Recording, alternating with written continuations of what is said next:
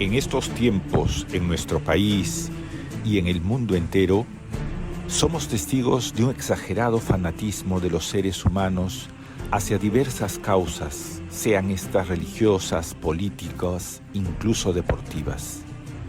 Esta pasión exacerbada, irracional, desmedida, desemboca en una ola humana de intolerancia muy grande, la cual no permite la comunicación racional entre los seres humanos.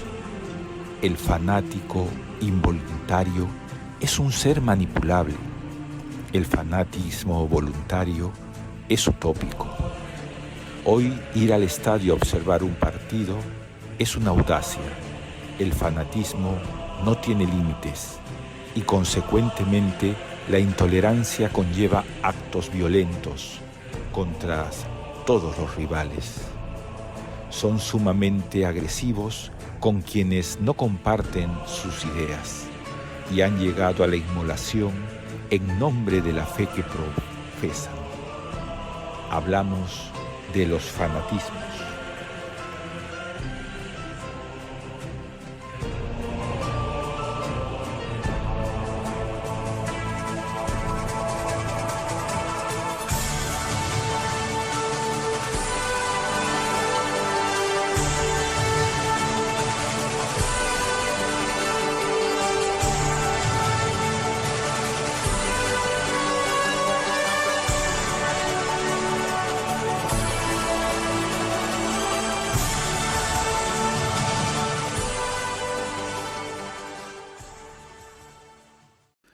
Amigos, amigas de Totum Revolutum, hoy trataremos un tema que nos afecta a todos, sea porque lo padecemos o sea porque sufrimos sus consecuencias. Se trata de los fanatismos. En nuestro mundo de hoy lo encontramos como un mal que produce mucho daño y que cada vez se propaga más como un cáncer de nuestra sociedad. Y contamos con Maite Descalzo Díaz, nuestra psicóloga gestalt, terapeuta y técnica superior en medicina china y otras disciplinas afines con los nuevos paradigmas sintonizados con la física cuántica. Buenas tardes, compañeros. Encantada igualmente de estar en esta tertulia para hablar hoy de los fanatismos, la intolerancia y toda esta familia. Buenos días, Maite. Gracias por estar nuevamente en la tertulia del programa. Para empezar el nuevo año, bienvenida a esta tu casa. Maite, ¿es verdad que en la sociedad actual hay cada vez más ideas preconcebidas? Es decir, ideas que repetimos o heredamos o copiamos de la sociedad. ¿Qué son las ideas preconcebidas? ¿Son realmente creencias? ¿Pueden convertirse en obsesiones? ¿Qué son las ideas preconcebidas? Pues a ver, la verdad es que vivimos en un mundo de ideas preconcebidas que son aquellas que hemos ido incorporando en nuestro proceso de educación casi sin masticar, casi sin digerir y que realmente no son útiles para eso que llamamos socialización, pero es cierto que muchas veces nos limitan tanto que pueden producir justo el efecto contrario, generando pues un aislamiento de la persona o conflictos sociales. Bueno, en principio esto lo vivimos todos, pero sí que es cierto que hay matices y hay diferencias. A veces podemos convertir esta creencia que tenemos en la cabeza pues en una afición por algo, en una pequeña obsesión. Y de ahí también puede surgir, por ejemplo, todo este tema de los fans, por ejemplo, tener mucho interés por un artista, por una música. Son como aficiones o pequeñas obsesiones que en principio está bien, es natural si la persona más o menos mantiene una vida equilibrada con el resto de aspectos de su vida.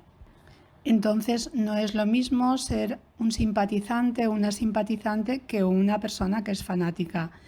Es diferente y la diferencia justamente radica en que además de ese gusto hay una exageración añadida y la persona no tiene más temas que ese y se acaba perdiendo en su noción de la realidad, no admitiendo además otras realidades más que la suya. La persona fanática no comprende cómo las demás personas no pueden llegar a pensar igual y además no llegan a comprender cómo es posible que las demás personas no piensen de la misma manera. Entonces, ¿dónde está la línea que diferencia cuando tenemos, por ejemplo, una afición a cuando es un fanatismo? Pues la línea se cruza cuando dejamos de hacer otras cosas de la vida, cosas que son básicas. Por ejemplo, dejo de llevar a mi hijo al colegio, cuando empiezo a cambiar cosas importantes de mi vida por el objeto del fanatismo. Y bueno, si lo llevamos al extremo, el fanático es la persona que estaría dispuesta a morir por una ideología. Edgardo, desde la antropología y la filosofía, ¿cuál es tu aporte sobre este tema? Bueno, desde mi perspectiva, el análisis creo que es bastante claro en el sentido de que todo grupo humano necesita aglutinarse en función de una idea, de una creencia, de unos ritos, de unos pensamientos. Entonces, estas ideas comunes circulan como verdad y tienen efectos prácticos para dicha comunidad. Yo creo que es a partir de este fenómeno de grupo, este fenómeno social, que en nuestra sociedad actual la convivencia de grupos de distinto origen hace que la verdad, la creencia de un determinado grupo empiece a relativizarse en relación del encuentro de ese grupo con otros grupos y de la convivencia con otros grupos. Una sociedad intercultural entre musulmanes, cristianos y judíos, pues verá de cierta manera con riesgo la relativización de sus creencias, de sus verdades absolutas.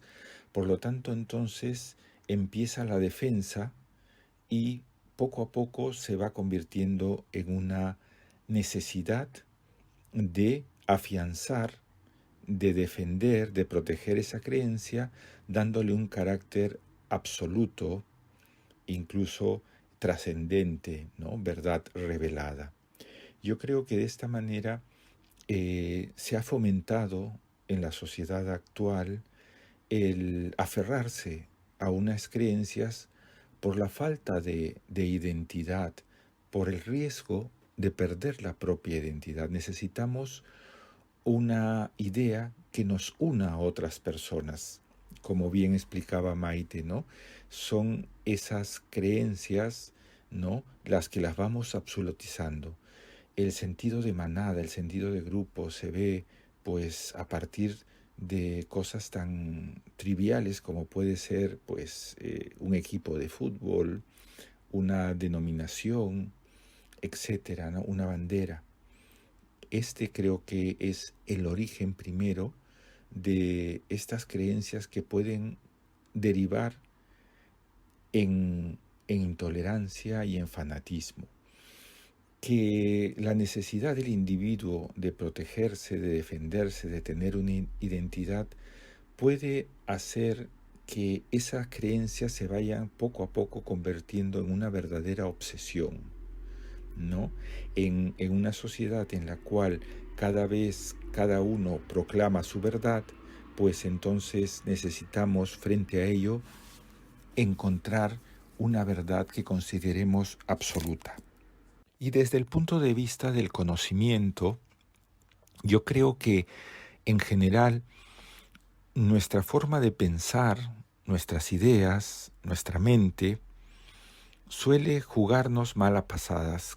Creo que a veces no conocemos suficientemente el funcionamiento del cerebro y muchas personas llegan a la conclusión que lo que su mente produce Es verdad que si se ponen a pensar, el resultado va a ser algo verdadero, algo que es así, por el hecho de que se les haya ocurrido a su mente. Y no se dan cuenta justamente de lo engañosa que puede ser la mente, de que tenemos muy pocas ideas propias y que básicamente en la sociedad actual lo único que nos han enseñado es a copiar en lugar de pensar. Entonces confundimos el pensamiento con las creencias. No existe verdaderamente a fondo una escuela de un pensamiento crítico en el cual todas las ideas se puedan pasar por un tamiz que nos ayude a ver si verdaderamente tienen una base, sino que nos adherimos a ellas casi por una adhesión emocional.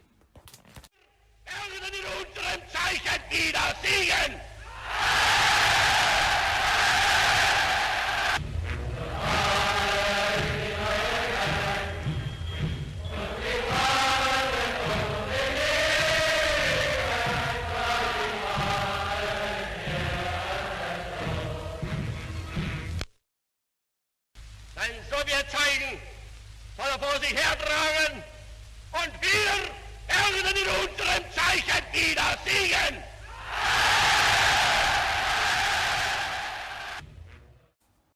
Maite, ¿puede convertirse el fanatismo en una enfermedad mental? ¿Cómo se va arraigando una idea fanática? ¿Cuál es el caldo de cultivo de los fanatismos? ¿Puede llegar el fanático a ser un enfermo mental? Pues la verdad es que este es un tema muy complejo.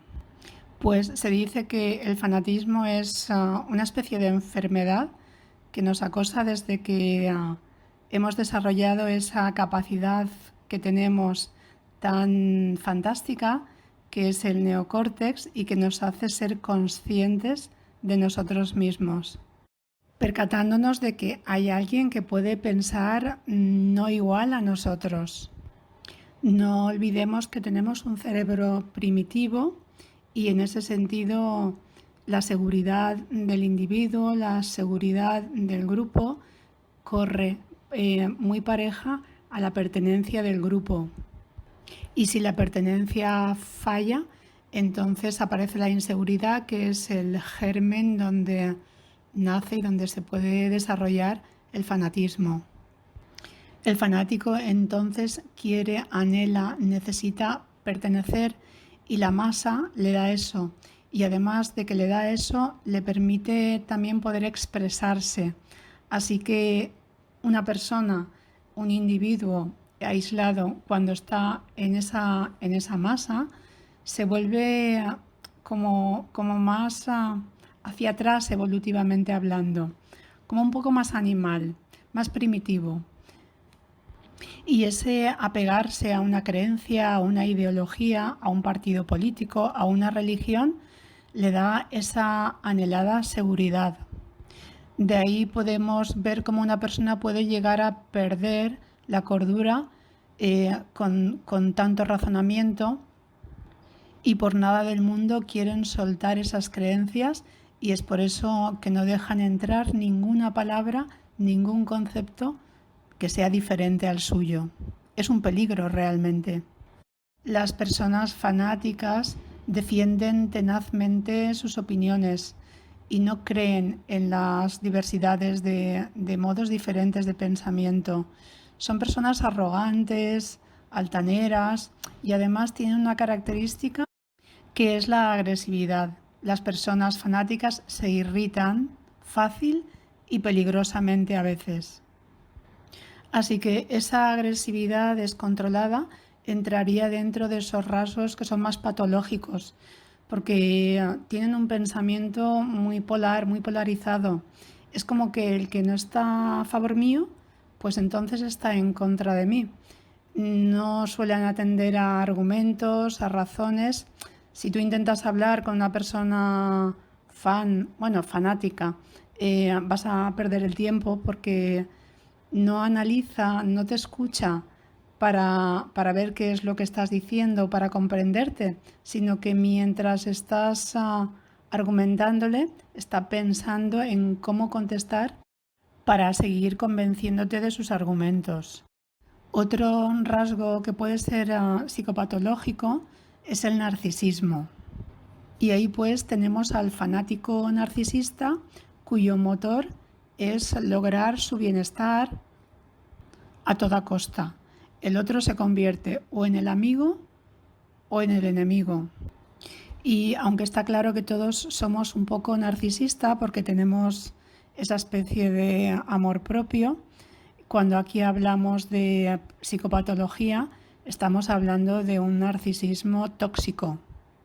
Y ahí se ubica pues estos líderes manipuladores, extremistas, sádicos, líderes de sectas, por ejemplo, llevándolo a extremos, y que ya sabemos que cuando estamos con inseguridad, pues nos convertimos en personas muy influenciables. Y si ahí nos encontramos con el líder paranoide de turno, pues entonces somos presa.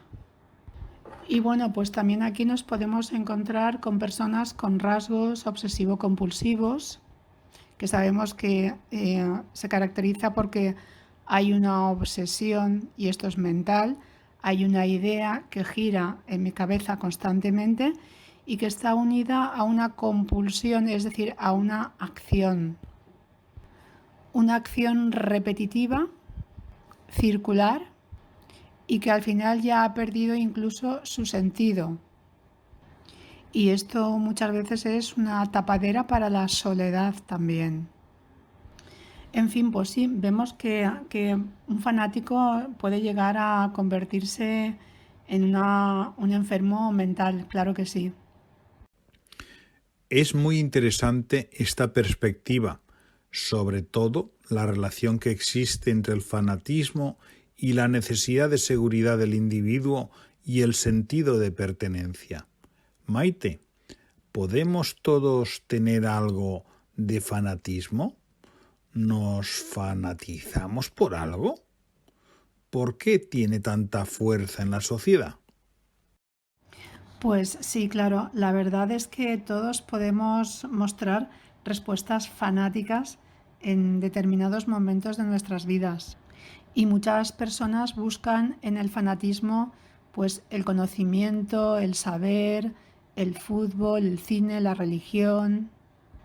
Y de ahí vemos cómo aparecen canciones, discursos, simbologías, que lo que hacen es como delimitar más todavía el territorio, porque son conductas como muy ancestrales. Los símbolos son muy importantes, los logos, las insignias, las banderas.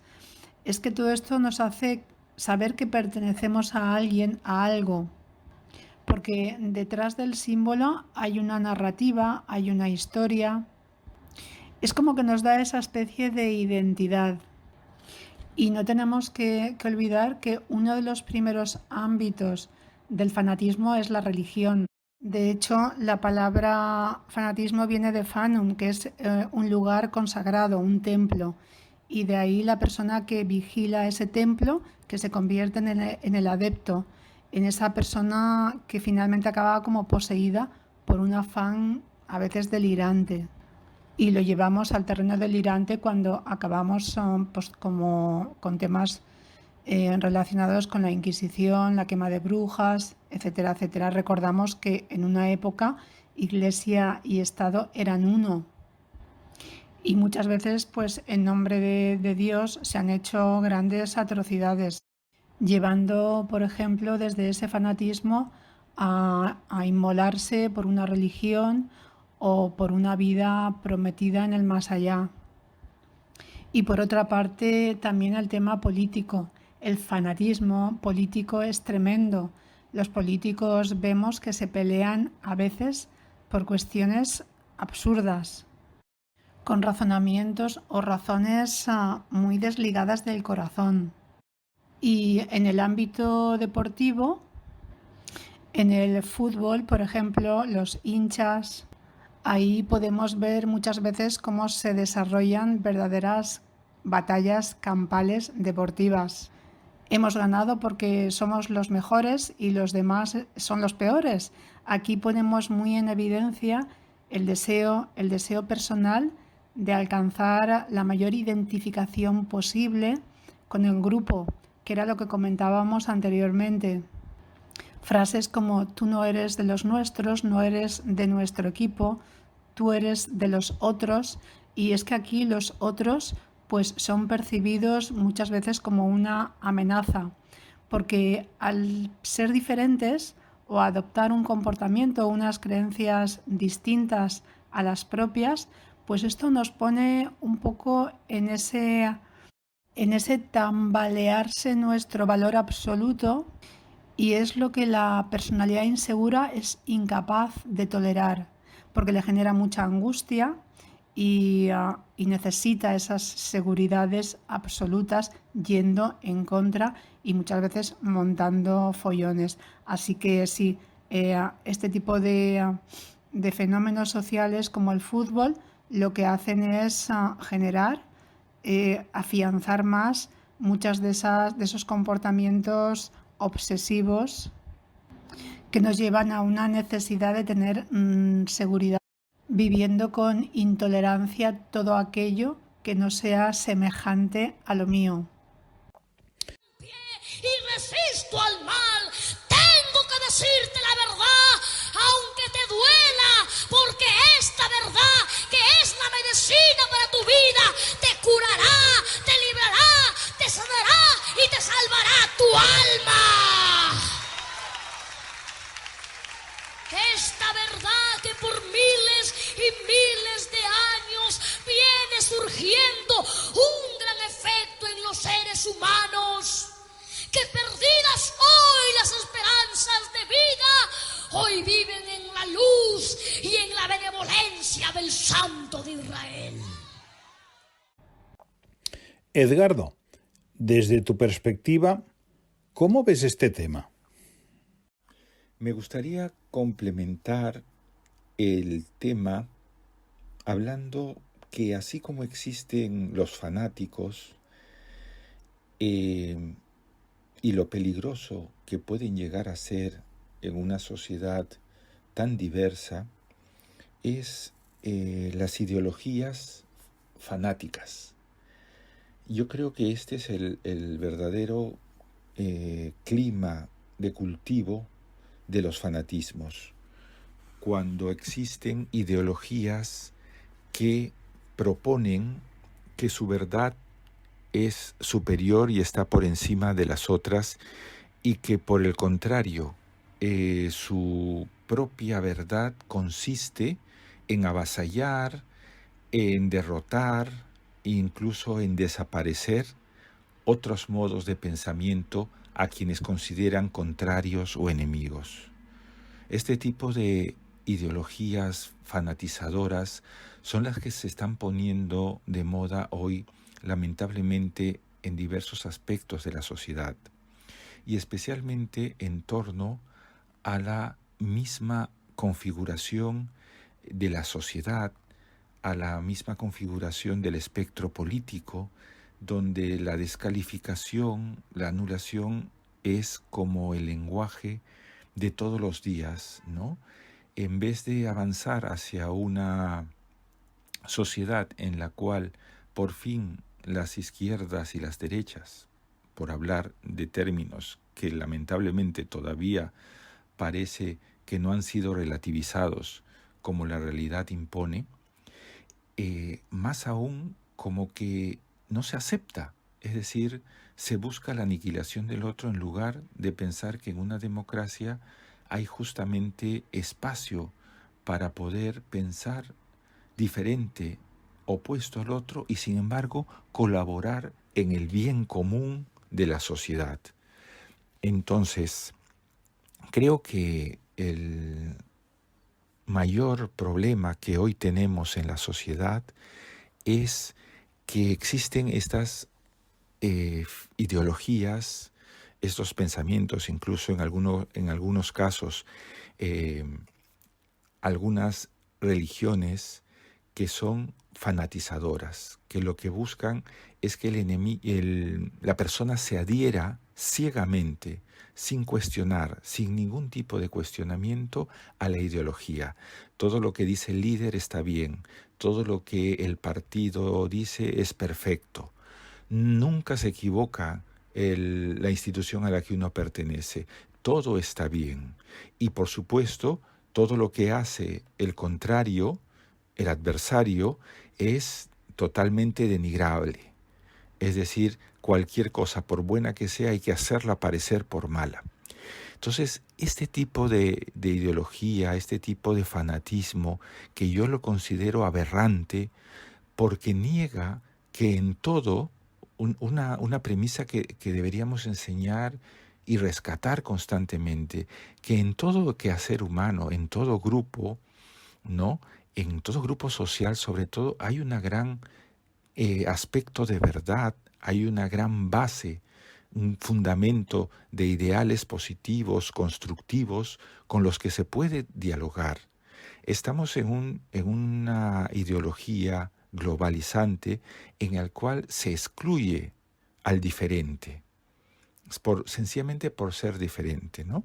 Lo vemos también en la visión de la inmigración, ¿no? En muchos casos se demoniza por una serie de ideas, ¿no? Aparentemente que son datos de la realidad, pero que nadie a veces se da el trabajo de cuestionar si esos fundamentos en los que se basa, por ejemplo, la idea de lo nocivo que puede ser para los países una inmigración indiscriminada, realmente son ciertos, son fundamentos e ideas y realidades que se pueden constatar. Nadie constata lo que dice su jefe, su líder o su grupo político o ideológico, ¿no? Basta con que lo diga fulanito, ya es verdad. Y por eso creo que cada vez vivimos en una sociedad de mentira, de medias verdades, de silencios. Yo creo que deberíamos empezar a aprender a reconocer en aquella persona que no piensa como yo, también lo que tiene de verdad, también lo que tiene de racional, también lo que aporta a la sociedad, ¿no? Y lo mismo trasladado a nivel personal, ¿verdad? Cuando las personas podemos relacionarnos con las personas no buscando la identidad ni la igualdad, ni el ser exactamente iguales y pensar lo mismo, cuando la gran riqueza es justamente lo contrario, la diversidad. Quizás sea interesante dedicar un programa a hablar de este tema de la diversidad. Creo que enriquecería y aportaría mucho en esta prevención de los fanatismos. Todo esto nos lleva a una pregunta crucial respecto a buscar alternativas para que no se acreciente este fenómeno. ¿Qué puede ayudarnos a evitar los fanatismos? O por lo menos, ¿qué nos ayuda a prevenirlos? Bueno, pues cuando me preguntas qué es lo que puede ayudarnos a evitar los fanatismos o cómo podemos prevenirlos, pues la verdad es que aquí es donde está el punto importante de esta cuestión, y es que ineludiblemente nos vamos a ir a la educación. Ya como estamos viendo, el fanatismo surge a partir de una necesidad de seguridad, porque son personas que tienen vacíos, tienen muchos vacíos y necesitan formar parte, ser parte de algo, tener una familia, un sentido de pertenencia, sentir que tienen una referencia, que tienen a alguien a quien poder imitar. Entonces tenemos que trabajar en la infancia para evitar fanatismos, y uno de los trabajos importantes es el estilo de apego. Tenemos que ofrecer un apego seguro y no ambivalente, de que un día estoy y otro día no estoy. Esto va a favorecer en la persona mucha inseguridad. Entonces aquí la responsabilidad de los padres es completa. En cuanto a cubrir sus necesidades también de sentirse escuchado, de ser una autoridad experta, pero sin gritos, sin peleas, para que pueda experimentar esa fuente de seguridad que le va a dar una sensación interna de consistencia, de autonomía. Es como una especie de que pueda hacer pie en sí mismo para que pueda experimentar esa sensación de confianza interna, de autonomía, para que posteriormente en la vida pueda ser capaz de discernir, de discrepar, de vivir la libertad de opinar y también de dejar opinar, y de ahí nutrirse de las experiencias del ser humano, de la diversidad. Porque si no es así, si no vive ese apego seguro, probablemente se va a ver necesitado el niño o la niña de seguridades absolutas que sostengan esta precaria e inestable sensación de falta de identidad. Entonces lo que va a hacer va a ser descalificar, juzgar, condenar e intentar incluso convertir a alguien a una ideología que es la que le da esa férrea seguridad y al mismo tiempo esa rigidez. Así que tratar de evitar esas tendencias que son un poco polares, como por ejemplo una educación muy estricta o una educación muy permisiva. Ninguna de las dos en términos absolutos es buena. Lo bueno es la flexibilidad. Es decir, poner límites, pero no basar la educación en métodos coercitivos, porque no va a permitir el desarrollo del niño, ya que le estamos limitando en su autonomía y en la posibilidad de hacer las cosas por sí mismo. Y tampoco no poner ningún límite, porque entonces no le estamos ayudando a que pueda tener una guía y entonces se pueden desparramar, tal como una planta trepadora. Pues en definitiva es una educación hacia la tolerancia, hacia el conocimiento de otras culturas, de otras religiones, de diferentes ambientes. Es una educación hacia la aceptación y la amplitud de las miradas. Una educación basada en la tolerancia y en el respeto. Para terminar, Maite, me viene una pregunta práctica que seguramente a todos nos va a interesar. No podemos evitar tratar con personas que en determinado momento saca a relucir su fanatismo. ¿Cómo tratar con un fanático? ¿Cómo tratar con un fanático? Bueno, como hemos dicho, todos somos un poquillo fanáticos de algo. Y a veces pues es fácil que entremos al trapo. Así que conociendo esta facilidad que tenemos a veces para contagiarnos, evitarlo, evitar en la medida de lo posible no contagiarnos por la ideología del fanático. Porque ya sabemos que va a intentar de todas las maneras posibles, va a intentar imponerme su verdad, convencerme de su única verdad. Y quien no piensa así, pues entonces nos condena. Dar argumentaciones o explicaciones es un acto que es en vano, porque el fanatismo no entiende, solo repite los mismos argumentos una y mil veces. Decía Sájarov que la intolerancia es la angustia de no tener razón. Así que algo que podemos hacer es intentar empatizar con esa persona que piensa radicalmente distinto y comprender cómo es que han llegado hasta ahí. También Jung afirmaba que el fanatismo es una sobrecompensación de la duda y por eso no podemos pedir tolerancia a una persona con un yo frágil, pues su pánico a la inseguridad se lo hace imposible. Así que, resumiendo mucho este apartado, lo que yo diría es que contra la intolerancia, tolerancia.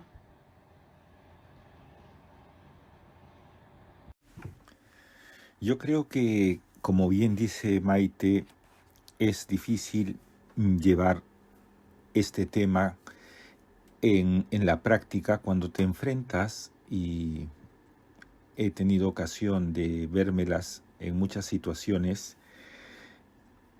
Lo más importante es no entrar al mismo nivel, ¿no? No entrar en el juego, no entrar en esa dinámica, porque entonces le hacemos fuerte. El discutir, ¿no? Es de alguna manera, lo va a vivir como un reconocimiento.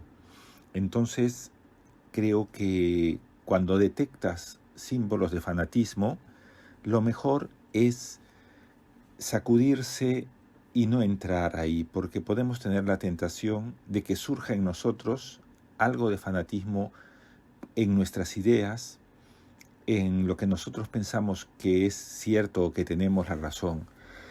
Lamentablemente, en muchos casos, lo que consiguen los fanáticos es fanáticos de signo contrario, es decir, quienes por darle la contra se convierten en fanáticos de signo contrario. Entonces, creo que lo más sano es no entrar a jugar este juego.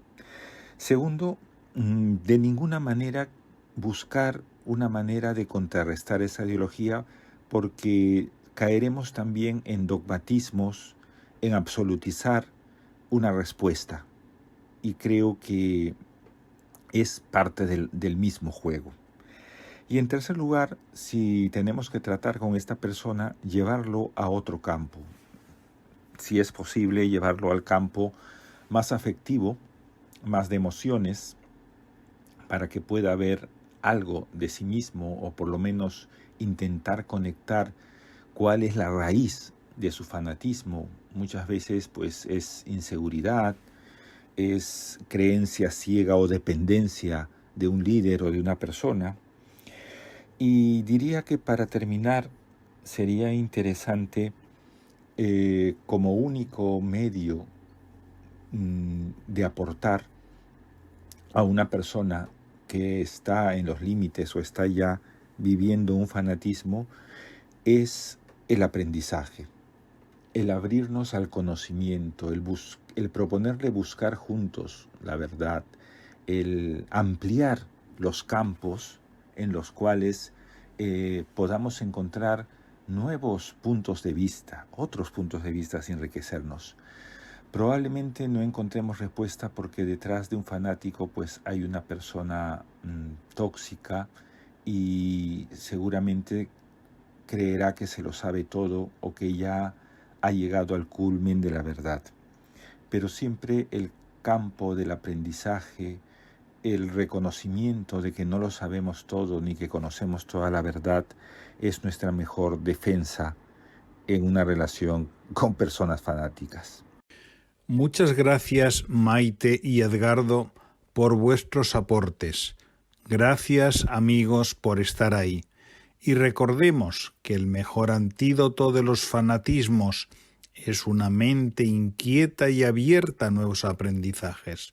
En Totum Revolutum continuaremos trayendo temas para pensar, reflexionar y remover cualquier idea o creencia que nos quiera fanatizar. Muchas gracias.